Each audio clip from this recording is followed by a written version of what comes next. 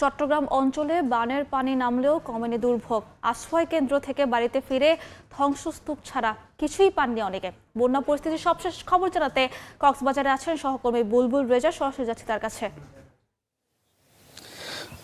কম বেশি কক্সবাজার জেলার প্রতিটি উপজেলায় কিন্তু বন্যার কারণে ক্ষতিগ্রস্ত হয়েছে। এর মধ্যে সবচেয়ে বেশি ক্ষতিগ্রস্ত হয়েছে 4টি জেলা: পেকুয়া, চকরিয়া, রামু, কক্সবাজার সদর এবং মাতামুহুরী।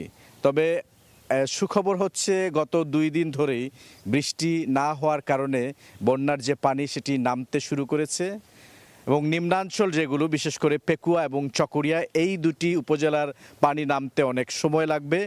কারণ হচ্ছে এই দুটি এলাকা অন্যান্য যে উপজেলাগুলো রয়েছে সেগুলো থেকে নিম্নাঞ্চল। কিছুক্ষণ আগে আমি এখানকার যিনি নির্বাহী প্রকৌশলী পানি উন্নয়ন বোর্ডের কক্সবাজার জেলার, তার সঙ্গে কথা বলেছি। তিনি জানিয়েছেন এই যে নদীটি দেখছেন এটি বাঁকখালী নদী। রামুর এই বাঁকখালী নদীর যে বিপদসীমা তার অনেক নিচ দিয়ে প্রবাহিত হচ্ছে। এটির সব ডেঞ্জার লেভেলটা হচ্ছে 5.79।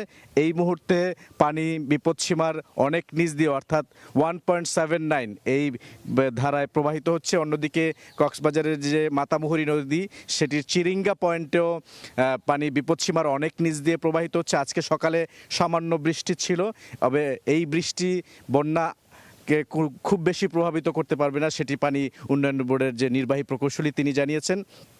আমি এখানকার যিনি জেলা প্রশাসক মোহাম্মদ আব্দুল মান্নার, তার সঙ্গেও কিছুক্ষণ আগে কথা বলেছি।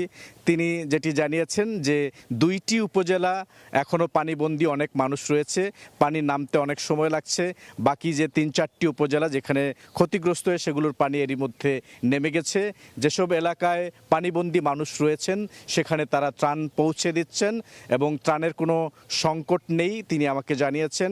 এবং আজকেও তারা প্রশাসনের পক্ষ থেকে প্রতিটি ক্ষতিগ্রস্ত এলাকায় একজন করে ট্যাগ অফিসার নিয়োগ করে দিয়েছেন। তার তত্ত্বাবধানে কোথায় কোথায় ত্রাণ দিতে হবে তারা তালিকা তৈরি করে ত্রাণ পৌঁছে দিচ্ছেন। তো এখন পর্যন্ত এই ছিল আমার কাছে কক্সবাজার জেলা থেকে সবশেষ তথ্য। যুক্ত ছিলাম কক্সবাজার থেকে।